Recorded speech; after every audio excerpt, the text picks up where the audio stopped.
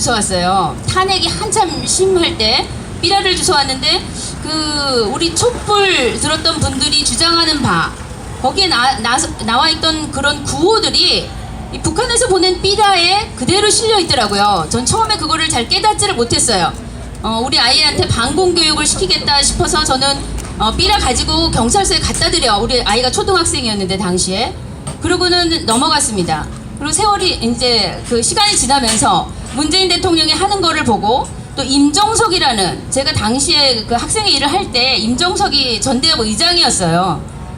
그래서 집회할 때 많이 봤는데 임정석이라는 사람이 제가 찾아보니까 이 사람 전향을 안 했어요. 전향을 했다는 기록을 찾을 수가 없더라고요. 그래서 이거 뭔가 문제가 있구나.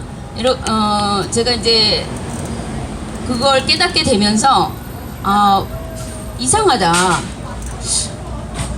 지금도 제가 이제 30년 전에 학습했던 그 주체 사상, 그 학습을 했던 그 사람들이 아직도 활동을 하는구나. 제가 그거를 깨닫게 됐어요. 그래서 이거는 너무나 위험하다. 저는 그 공부를 해봤기 때문에 주체 사상이라는 거는 말도 안 되는 그런 이론입니다. 그리고 저는 이제 지금은 하나님을 믿기 때문에 그 기독교의 최대의 적은 공산주의라는 걸 알아요. 그래서 이런 사람들이 아직도 활동을 하고 있었다? 이거 뭔가 문제가 있구나.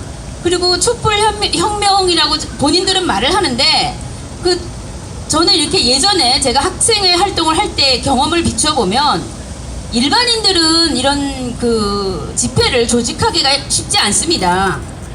해보시면 알겠지만 이렇게 많이 모으기가 쉽지 않아요. 어떻게 그 인원들이 이렇게 광화문에 조직적으로 모일 수 있었는지, 도대체 그 돈은 다 어디서 났는지, 이걸 조금만 이제 그런 경험이 있고 의심을 해보신다면 이거 뭔가 배우가 있다. 그리고 그런 조직력을 갖춘 거는 좌파들, 또 북한하고 연계되어 있는 그런 단체들, 이런 단체들이 아니면 그런 일을 하기가 쉽지 않습니다. 그래서 저는 이거는 정말 이 나라가 너무 잘못됐구나. 그동안에 저는 정말 제가 사느라고 바빠가지고 관심이 없었어요. 주체사상 그거는 말도 안 되는 그런 이론, 지금 아직까지 믿는 사람이 있을까? 그래서 저는 그렇게 생각을 했는데 이제 보니까 지금 그 사람들이 아직까지 뿌리를 이 땅에 진짜 이렇게 몇십 년이 지난 동안 뿌리를 내리고 이 사상적으로 대한민국 국민들을 아주 빨간물을 들여놓고 오염을 시켜놨어요.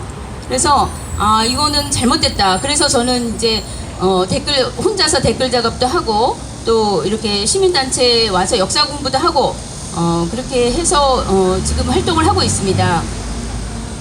근데 저는 이상한 것이 세계 어디를 가봐도 대한민국처럼 이렇게 훌륭한 나라가 없습니다.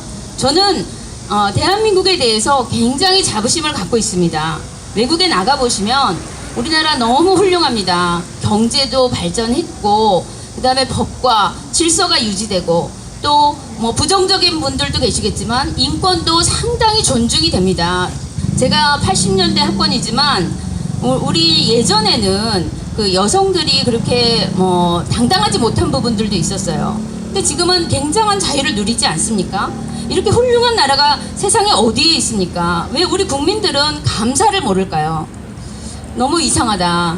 왜 이렇게 자꾸 이렇게 좋은 체제, 자유민주 체제를 갖고 있으면서 북한은 사람이 다스리는 인치를 하고 있습니다. 그게 다른 게 아니고 독재예요. 법으로 다스리지 않아요. 법 위에 김정은이 있고 김일성 일가가 있습니다. 그런데 우리나라는 이렇게 법으로 다스려지고 이렇게 훌륭한 시스템을 갖추고 있는 이 좋은 나라가 왜 감사를 모르고 자꾸 저쪽에 사상적으로 넘어가고, 많은 사람들이 이렇게 우리나라가 빨갛게 돼도 좋아, 이런 사람들이 있을까? 그리고 요즘은 사람들이 너무 점잖아져서요. 제가 어제 카톡방에 어떤 정치적인 글을 올렸어요. 제가 아는 분들께 올렸더니 정치적인 글은 올리지 말라 그러시더라고요. 논란이 있으니까 그런 거는 혼자 하시고 올리지 말라 그러세요. 그래서 왜 이렇게들 됐을까? 참 많은 고민을 하고 있습니다. 제가 말씀드리고 싶은 거는 지금의 문재인 정권은 좌파, 이 문재인 정권은 북한의 공산주의 사상과 비슷한 저는 이 문재인 정권이 친중인지 아니면 종북인지 사실은 가끔 헷갈려요. 둘 다이겠지만 오히려 중국 쪽에 더 가까운 중국 공산당, 국제공산당하고 더 가까운 것은 아닌가 이런 생각도 해보지만 이 정권들은 자기들의 그 속 내막은 딱 숨겨놓고 겉으로는 좋은 말 많이 합니다. 민주, 뭐 인권. 그러나 내막은 다른 게 아니에요. 그 안에는 공산주의 사상이 숨겨져 있습니다. 이거를 국민들에게 제대로 알리지 않고 또 과거 그 공산주의, 사회주의, 주체 사상을 학습하며 열심히 했던 그런 활동가들을 전향을 하지 않고 자신들의 과오를 반성하지 않고 전향을 하지 않고 지금도 정치권에서 지도자 행세를 하면서 이렇게 나라를 위태롭게 하고 있습니다. 저는 이제 국민 여러분들이 좀 깨달으셨으면 좋겠어요. 이 나라는 너무나 훌륭한 나라입니다. 여러분이 어디에 나가서도 정말 자랑스러워할 수 있는 나라예요. 저는 우리 국민들이 나라를 위해서라면 여러분들 저도 목숨을 바칠 수 있지만 여러분도 너무나 뜨겁게 나라를 사랑하시는 그런 분들이라고 저는 믿습니다. 조금만 여러분들이 더 관심을 가지고 사는데 너무 바쁘시겠지만 관심을 가지고 진실이 무엇인가 찾으려는 노력을 하셔야 되고 또 깨어나야 됩니다. 아닌 것은 아니다. 부정한 것에 대해서 안 된다 라고 말을 할 수 있는 용기가 필요합니다. 지식도 필요하고 용기도 필요합니다. 국민들 여러분들이 깨어나셔야 이 나라가 지금 잘못된 방향으로 가는 것에서 바로 잡을 수 있습니다. 그리고 제가 마지막으로 한 가지 드리고 싶은 말씀은 제가 2019년에 깨달았는데 제가 역사 공부를 뭐 많이 하지 않았습니다. 그동안에 살면서 2019년에 제가 인천 상륙작전 박물관을 탐방 갔다 오는 길에 지하철에서 같이 가셨던 분 중에 한 분이 저에게 이런 말씀을 해주셨어요. 이승만 대통령에 대해서 이야기를 들려주셨는데 이승만 대통령이 하와이에 가신 것은 망명이 아니다. 그 다음에 하와이에 가셨다가 너무나 오고 싶어 하셨는데 못 들어오시고 거기서 정말 비통하게 애절하게 돌아가셨다 이런 말씀을 주셨어요. 그래서 저는 무슨 말이지? 저는 하와이에 망명 가신 줄 알았어요. 그랬는데 왜 그런 말씀을 하실까 해서 제가 집에 와서 나름대로 이제 책도 찾아보고 자료도 보면서 유튜브에도 그런 동영상들이 많이 있습니다. 그래서 제가 자료를 보면서 우리나라가 지금 처한 이 문제점은 바로 건국 대통령 때문이구나 라는 걸 깨달았어요. 박근혜 대통령은 저는 정말 큰 잘못이 없다고 이제는 믿습니다. 그분이 큰 잘못을 한 게 없어요. 어떤 작은 실수가 있더라도 그분의 애국심을 믿습니다. 저는. 그런데 우리 박근혜 대통령을 비롯한 모든 역대 대통령들에게 원죄가 있어요. 그것은 무엇이냐? 자신들의 정치를 생각하고 과거 이 나라를 건국해 주신 이승만 대통령이라는 분이 지금 전 국민의 지지도가 1%에서 3%입니다. 그리고 많은 분들이 독재자라고 욕을 하고 있어요. 그런데 이분에 대해서 명예회복을 시켜드릴 그런 고민을 안 해보신 거예요. 이것은 정말 우리 국민들이 이렇게 오늘날 빨간물이 들어가고 있는 이유 중에 가장 큰 이유라고 생각합니다. 건국 대통령을 우리가 정말 존중하고 그분이 얼마나 훌륭하셨는지 우리 후손들에게 가르쳤다면 우리 국민들이 자라나는 세대가 과연 저 말도 안 되는 김일성 일당에게 속는 이런 일들이 벌어질 수 있겠습니까 오늘날? 그래서 저는 우리 역대 정치인들 박근혜 대통령만이 탓이 아니고 역대 정치인들 대통령들 그다음에 보수 정치인들이 다 책임이 있다고 생각합니다. 우리는 어쩌면 거기에서부터 실마리를 찾아야 될지도 모르겠습니다.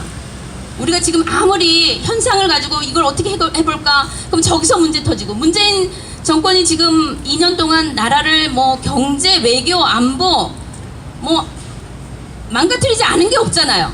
이거 손대면 저거 또 문제 일으키고 최근에는 조국을 법무부 장관 임명하겠다고 그러고 정말 너무너무 골치가 아픕니다.